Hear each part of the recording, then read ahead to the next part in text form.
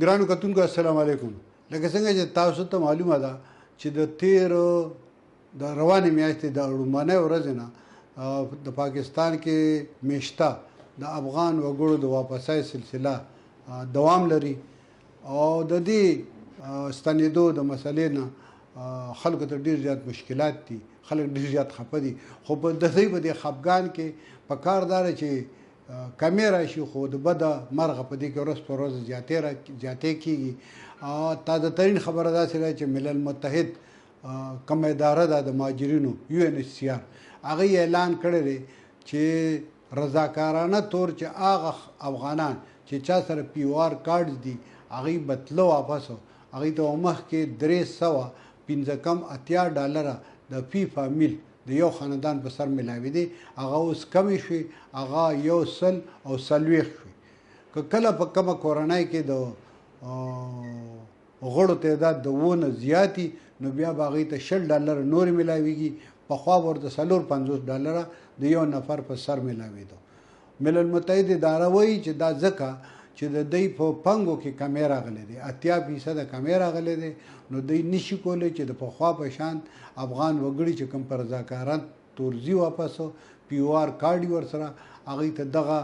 $380 ورکړي. یقینا د دې نه به د افغان وګړو مشکلات ډېر زیاتېږي. بل طرف ته د پاکستان نه د افغان وګړو د واپسۍ سلسله د ستنېدو سلسله دوام لري. د تېرې اونۍ د هفتې تر ماښامه پورې د 80,000 نه زیات خلک چې کوم دی نو دا د تورخم په لار باندې واپس تللي دي. په دې کې تقریبا 14,000 هغه خلک دی چې کوم هغه په پاکستان کې په مختلفو ځایونو بالخصوص پنجاب کې هغه گرفتار شوي دي، هغه هلته کې جیلونو کې یا حوالاتونو کې 3-4 ورځې تېرې کړي دي، اوس هغه واپس تللي دي. دغه خلکو بالکل تش تور تللي دي، د دوی دلته کې چې کوم دوکانونه کوم املاک هغه دغه شان پاتې شوي دي. پورې د افغانستان نه چې کوم اطلاعات دي نو افغان طالبان حکومت خو ډېرې زیاتې دعوې کوي، خو زما اطلاعات دا دي چې هلته کې 80% خلک چې کوم تللی دی نو هغه بالکل بیکور دي، هغوی د ډېرو مشکلاتو سره مخامخ دي. په کونړ کې طالبانو حکومت ته هغه خلکو باندې د کورونو دپاره د پلاټونو چې هغوی ته نمرې وایي د هغې ویشل شروع کړي دي. دغه شان چې څوک په تورخم کې یا په چمن کې واپس لاړ شي نو هغوی ته یو فامیل ته 1,000 افغانۍ د ټرانسپورټ او د خرچې دپاره ورکولی کېږي، خو دغه خرچه ډېره کمه ده. طالبانو حکومت په افغان خلکو باندې غږ کړی دی چې هغوی د واپس د ستنېدونکو افغانانو نه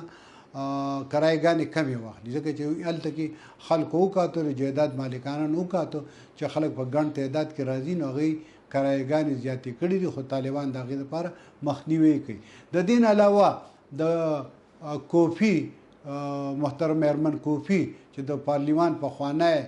غړې وه د هغې په مشرۍ کې یو هیات پاکستان ته راغلی دی او هغوی د حکومت پاکستان د چارواکو سره لیدلي دي او د هغوی نه یې غوښتنې کړي دي چې تاسو دا سلسله ودروئ، ځکه چې په افغانستان کې ډېر مشکلات دي. د طالبانو حکومت هم په پاکستان غږ کړی دی چې راځئ داسې په ګډه باندې یو پلان داسې جوړ کړو چې په موږ هم بوج رانشي او ستاسو مسله هم حل شي، خو تر اوسه پورې د پاکستان حکومت د دې لپاره څه زیات غږ نه دی کړی. د دې نه علاوه ټول خلک په دې باندې زیات خفه دي چې دا خلک په زور ځي. د خیبر پښتونخوا د اسمبلی د پاکستان مسلم لیگ نواز شریف ګوند غړي جلال خان هم په دې سلسله کې حکومت ته اپیل کړی دی چې دا سلسله دې وځنډولی شي. یقینا د دې که چېرې دا سلسله هم دغه شان روانې او پاکستان چارواکي دغه اپیلونه مسترد کوي او دا خلک زر در زره په زور ولیږي، د دې نه به د پخوا نه برعکس د افغان ولس په د پاکستان نه ډېر زیات خفه. پخوا کو به د حکومتونو هر څنګه تعلق و افغان وګړي به د پاکستان خواخوږي هغوی به د پاکستان صفت کو. اوس په داسې نه، اوس په پاکستان ته ډېر په بد نظر کتی شي او د دې نه به د پاکستان په آینده کې په افغانستان کې د دوی چې کوم تشخص دی یا د دوی کومه پیژنګلو ده هغوی ته به نقصان رسي. شمیم شاهد، میدان ډیجیټل، پېښور.